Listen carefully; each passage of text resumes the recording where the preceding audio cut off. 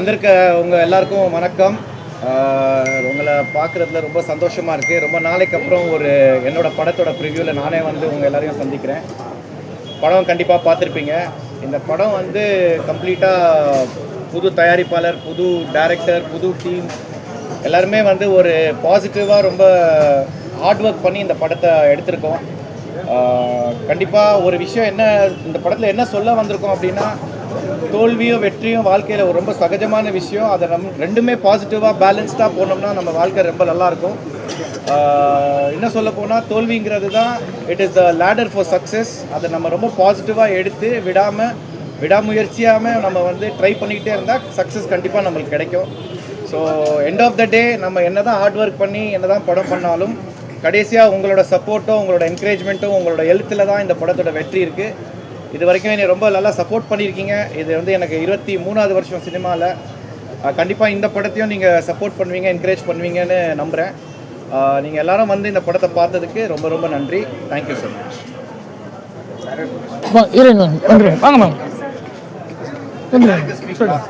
எல்லாருக்கும் வணக்கம். ஒரு ரெனவுண்ட் ஆக்டர் ஷாம் சார் மாதிரி ஒரு பர்சன் கூட ஒரு நல்ல கதையில் நல்ல டீமில் ஒரு வாய்ப்பு கிடச்சிருக்கு. அதுவும் ஒரு தியேட்ரிக்கல் ரிலீஸ் ஆகுதுங்கிறது எனக்கு ரொம்ப ரொம்ப பெரிய விஷயம். It's a very big blessing. So என்னுடைய முதல் படம் சத்திரம் எல்லோரும் பார்த்துருப்பீங்க. கண்டிப்பாக எல்லாருக்கும் பிடிச்சிருக்கோம். நீங்கள் உங்கள் மூலிமா தான் மக்களுக்கு கொண்டு போய் சேரணும்னு நம்புகிறேன். முடிஞ்ச அளவுக்கு படத்தை சஸ்பென்ஸை ரிவீல் பண்ணாமல் பாசிட்டிவிட்டி மட்டும் சொல்லுங்கள். நன்றி, தேங்க்யூ. வணக்கம். எங்களோட ஃபர்ஸ்ட் படம். எனக்கு, டைரக்டருக்கு, டீமுக்கு எல்லாருக்குமே ஷாம் சார் பற்றியும் ஹீரோயின் மேம் பற்றியும் டெக்னீஷியன்ஸ் பற்றியும் நிறைய பேசணும்னு ஆசை. பட் இதுக்கான மேடைன்னு ஒன்று அமையும் போது நிறையா அதை பற்றி பேசுவேன். அண்ட் பல நாள் கனவு ஒரு நல்ல படம் கொடுக்கணும் அப்படின்றது இன்றைக்கி உங்களோட ரெஸ்பான்ஸ் பார்க்கும்போது அது நடந்திருக்குன்னு நினைக்கிறேன். So thank you for your support. March 7 படம் ரிலீஸ் ஆகுது. ஆடியன்ஸும் பார்த்து நல்ல ரிவ்யூ சொல்லுவாங்கன்னு நம்புகிறேன். உங்களோட சப்போர்ட் எதிர்பார்த்து காத்திருக்கேன். தேங்க்யூ. இது என்னோடய ஃபஸ்ட்டு படம். எங்கள் டீமில் நிறைய பேருக்கு இது ஃபஸ்ட்டு படம். எல்லாம் சப்போர்ட் பண்ணுங்க. தேங்க்யூ. பத்திரிகையாளர்களுக்கும் வணக்கத்தை தெரிவித்துக்கிறோம். இந்த பெஸ்ட் மூவிஸில் இது ஒரு சிறந்த படமாக இருக்குங்கிற நம்பிக்கையோடு இந்த படத்தை உங்களுக்கு நான் ஒப்படைக்கிறேன். எனக்கு நல்லது ஒரு வாய்ப்பு ஏற்படுத்தி இந்த தேர்வுக்கு மொத்தமாக நீங்கள் வெற்றி பெற செய்யுங்கிறத பத்திரிகையில் நான் தெரிவிச்சுக்கிறேன். நன்றி.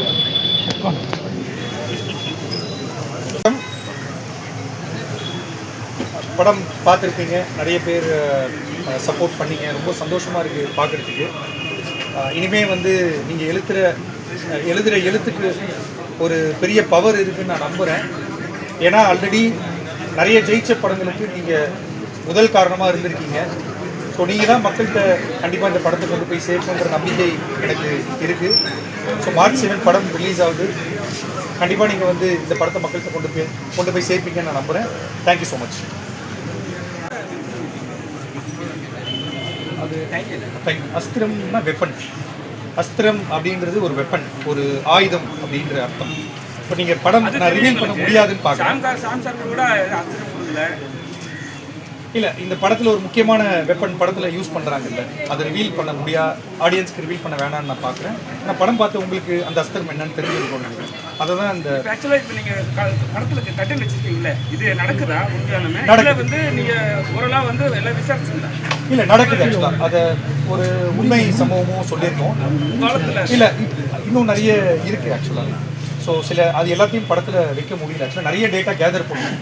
அது ஒரு டாக்குமெண்ட்ரி மாதிரி ஆகிடும் அப்படின்ற ஃபீல்காக தான் அது ரொம்ப முக்கியமான ஒரு சம்பவத்தை படத்தில் காமிச்சிருக்கோம். ஆனால் நிறைய டேட்டா கலெக்ட் பண்ணோம் நீங்கள் சொல்கிற விஷயத்துக்கு. ஆனால் படத்தில் அது வைக்க முடியலன்ற ஒரு விஷயம். அதுக்கு ஒரு எக்ஸாம்பிளாக அந்த ஒரு விஷயம் மட்டும் வச்சுருக்கேன். டேரக்டர், நீங்கள் வச்சு ஜப்பான் சொன்னீங்க. சூர்யா சார் ஒரு படம் எடுத்து அந்த படம் பார்த்தீங்களா? இல்லை, பார்க்கலையா? எவ்வளோ பெரிய ஹிட் முருகதாஸ் டேரக்டர் அதுலேயே சொல்லிட்டு இருப்பாங்களா போச்சுன்றத? நீங்கள் ஜப்பானில் காமிச்சிருக்கிறீங்க. தமிழ்நாட்டில் தான் போச்சுன்னு உங்களுக்கு தெரியுமா தெரியாதா?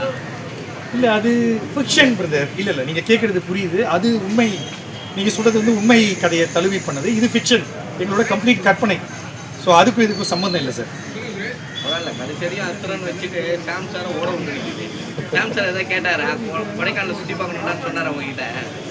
இல்லை ஸோ ஒரு டீமாக போய் ஒரு 30 நாளில் கொடைக்கானலில் முடிச்சுட்டு வரணுன்றது தான் பிளான். முதல் ஸ்கெடியூல் மேக்ஸிமம் பிளான் பண்ணபடி போய் ஒரே ஸ்கெடியூலில் முடிச்சுட்டு வந்துட்டோம் கொடைக்கானல். டேரக்டர் சார் அதே மாதிரி ரொம்ப நாளைக்கு அப்புறம் கொஞ்சம் ஷாம் சார் கேப்புக்கு அப்புறம் வந்திருக்காரு, அதே ஹேண்ட்ஸத்தோடு இருக்காரு.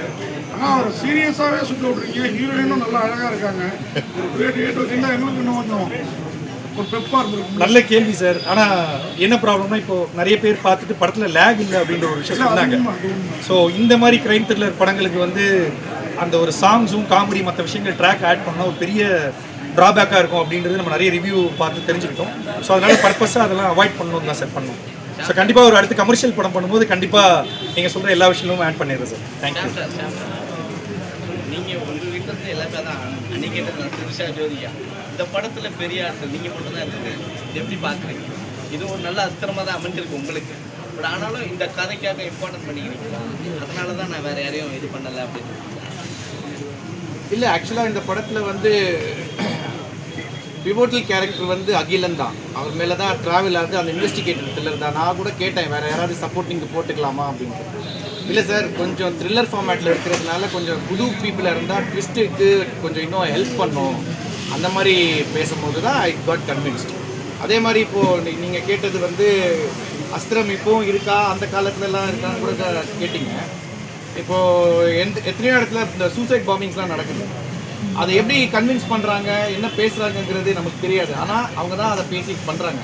ஸோ அதுதான் அஸ்திரம்ங்கிற ஒரு வெப்பனுங்கிறத நாங்கள் சொல்லியிருக்கோம் அந்த படத்தில். அது சீக்ரெட்டுன்னு ஏன் ரிவீல் பண்ண முடியலன்னா, இது வரைக்கும் பாம்பிங்ஸ் நடந்ததோ இல்லை வேறு எங்கே எந்த சம்பவம் நடந்ததோ என்ன தான் சொல்லுவாங்க இவங்க இவ்வளோ கேரிடாவே. அது வந்து கொஞ்சம் ஏழைய பீப்புளாக இருந்தால் கூட காசுக்காக பண்ணுறதா நம்ம நினைக்கிறோம். ஆனால் ஸ்ரீலங்காவில் நடந்த ஒரு பாம்பிங்ஸ் வந்து நல்லா படித்தவங்க, ஆஸ்திரேலியாவில் பிகாம்லாம் படித்து ஒரு பெரிய ஒரு பெரிய பொலிட்டிஷியனோட பசங்க அவங்கள்ட்ட என்னத்தை சொல்லி ஒரு விஷயத்தை எக்ஸிக்யூட் பண்ணாங்கங்கிற ஒரு சீக்ரெட் வந்து இன்னும் யாருக்கும் தெரியல. பட் என்ன அஸ்திரம் யூஸ் பண்ணுறாங்கங்கிறது தான் நாங்கள் சொல்லியிருக்கோம். ஸோ இந்த படத்தில் தேவைப்பட்டதுக்காக அந்த ஹீரோக்கு வில்லனுக்கு தோல்வியை ஏற்றுக்க முடியல, அதனால இட்ஸ் ரிவெஞ்ச் பண்ணணும் அப்படிங்கிற ஒரு எண்ணத்தோடு அவன் ட்ராவல் பண்ணுறான். கடைசியாக வந்து நீ அதை வந்து ஏற்றுக்க முடியலன்னா உனக்கு தான் அழிவு அப்படிங்கிறது தான் முடிவாக சொல்லியிருக்கோம். இதில் மூலமாக என்ன சொல்கிறோம் அப்படின்னா, சக்ஸஸ் அண்ட் ஃபெயிலியர் ரெண்டுமே ஒரு மனிதனுக்கு ரொம்ப முக்கியமான விஷயம். பேலன்ஸ்டாக அதை வந்து பாசிட்டிவாக எடுத்துக்கிட்டோம்னா நம்ம லைஃப்பும் நல்லாயிருக்கும். ஒரு தோல்வியிலேருந்து சீக்கிரமாக வெளியில் வந்து வெற்றியை நோக்கி போவோம் அப்படிங்கிற ஒரு விஷயத்தை தான் அழுத்தமாக இந்த படத்தில். நீங்கள் எப்படி பார்க்குறீங்க ஃபைலர்? நான் எப்படி பார்க்குறேன், நிறைய படம் பார்த்துருப்பீங்க. ரொம்ப நாள் கழிச்சு வரீங்க, ஃபைலர் நிறைய கொடுத்துருப்பீங்க. ஹிட் வந்து திடீர்னு வந்திருக்கும். பட் உங்களுக்கு அந்த ஃபைலர் நிறைய கிடைச்சதுனால உங்களுக்கு என்ன இதில் வந்து லைஃப்பில் யூஸ் பண்ணியிருக்கீங்க? நான் பாசிட்டிவாக தான் இருக்கேன். எதுவுமே எனக்கு அஃப்கோர்ஸ் நானும் ஒரு சாதாரண மனிதன் தான். எனக்கும் பாதிப்பு, எனக்கும் ஃப்ரஸ்ட்ரேஷன், எனக்கும் டிப்ரெஷன் இருக்கும். பட்டு நான் பார்த்த வரைக்கும் எனக்கு வந்து ரொம்ப பெரிய விஷயம் டிஸ்டர்ப் பண்ணிச்சுன்னா அது ஒரு ராத்திரி தான். காலையில் நான் எந்திரிக்கும் போது 5:30 மணிக்கு நான் ஜிம்முக்கு போகும்போது நான் கொஞ்சம் பாசிட்டிவாக இறங்கிடுவேன். காரணம் என்னடானா, அதை நினச்சி அதை யோசித்து தப்பான விஷயங்கள் பண்ணுறதை விட பாசிட்டிவாக எந்திரிச்சு நம்ம வந்து பாசிட்டிவாக போகலாம் லைஃப்பில். ஏன்னா அதை யோசித்து ஒன்றும் பிரயோஜனம் இல்லை, முடிஞ்சிருச்சு, நடந்துருச்சு.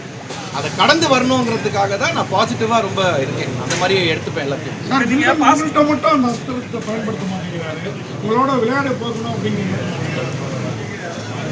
அவரை வந்து நீங்கள் கதையே பேச முடியாதுங்க. பட் அதுக்கும் ஒரு பாயிண்ட் இருக்குது. அவன் கடைசியாக என்ன சொல்கிறான்னா, அன்றைக்கி நான் உனக்கு ஷூட் பண்ணும்போது கூட நான் அவன் கூட விளையாடணுன்னு தான் உன்னை காப்பாற்றினேன். Let's play. அவனுக்கு என்ன நம்பிக்கை அப்படின்னா, நான் உன்னை வந்து ஜெயிச்சு காட்டுறேன் அப்படிங்கிறது. பட் எண்ட் ஆஃப் த டே அகிலனுங்கிற ஒரு போலீஸு, அவனும் ஒரு ஷார்ப்பான ஆள்.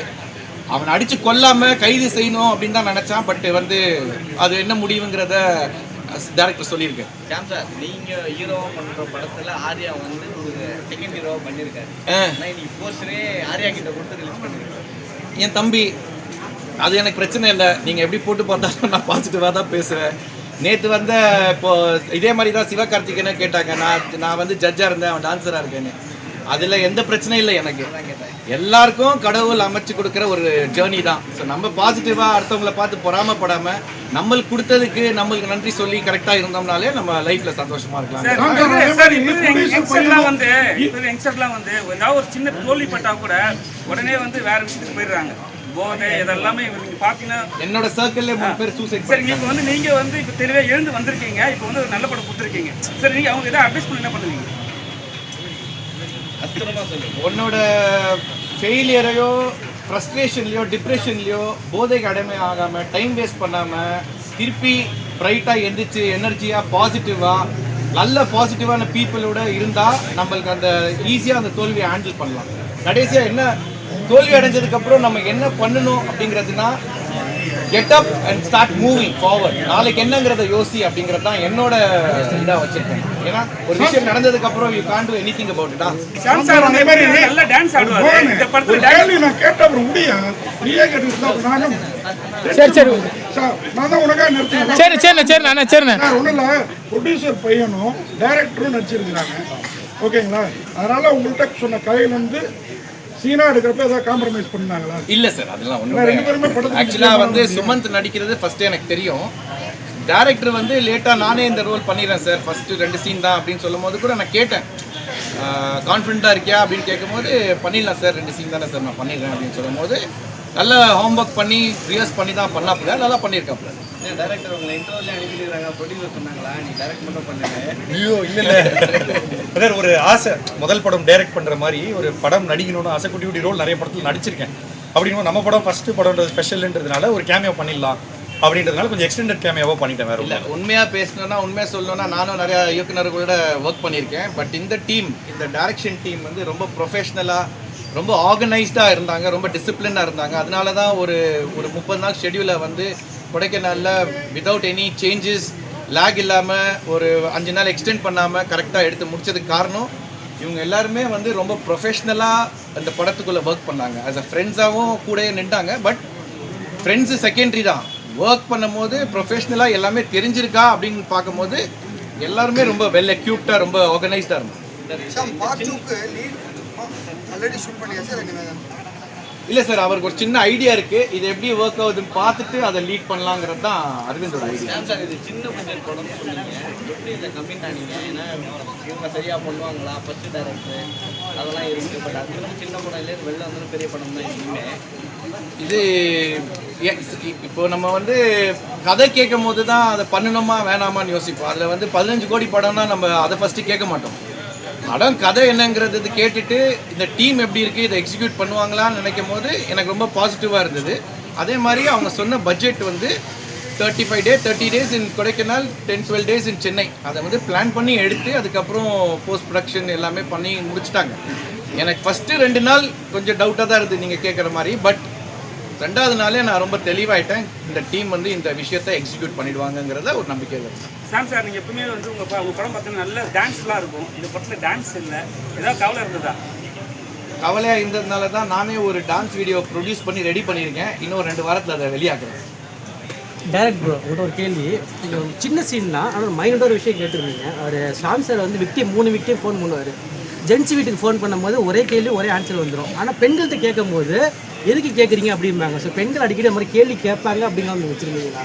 இல்லை, அது எதுவும் இன்டென்ஷன் இல்லை சார். கரெக்டாக 2 பெண்கள் அந்த மாதிரி கேள்வி கேட்பாங்க, 2 பேரும் ரிப்பீட்டடாக கொஸ்டின் கேட்பாங்க. அதனால மேபி ரைட்டர் ஜெகன் தான் அதுக்கு பதில் கரெக்டாக இருக்கும்னு நினைக்கிறேன். அப்படியா? இன்டென்ஸாக இல்லை சார். இல்லை, இன்டென்ஸாக எதுவும் பண்ணல சார். சாம் சார், இப்போ சில படங்கள்லாம் வந்து பார்த்தீங்கன்னா செகண்ட் பார்ட் நீங்கள் நல்ல படம்லாம் கொடுத்துருக்கீங்க, தோல்வி அந்த மாதிரி. நான் நடித்த படங்கள்லே ஒரு படம் தான் செகண்ட் பார்ட்டுக்கு கரெக்டாக இருக்கும்னு நினச்சி அது ஒரு பிளான்லாம் போட்டோம், இயற்கை 2. பட் அன்ஃபார்ச்சுனேட்லி நம்ம ஜனா சார் நம்ம கூட இல்லை. பட் இப்போவும் பூலோகமும் அகிலன் டைரக்டர் கல்யாண் கிட்ட பேசிகிட்டு இருக்கோம். அவருக்கு தான் முழு கதையாக தெரியும், எனக்கு லைன் மட்டும் தான் தெரியும், அவருக்கு தான் கதையாக தெரியும். அவர் டிசைட் பண்ணி ஓகே பண்ணலான்னா கண்டிப்பாக இயற்கை 2 நடக்கும்.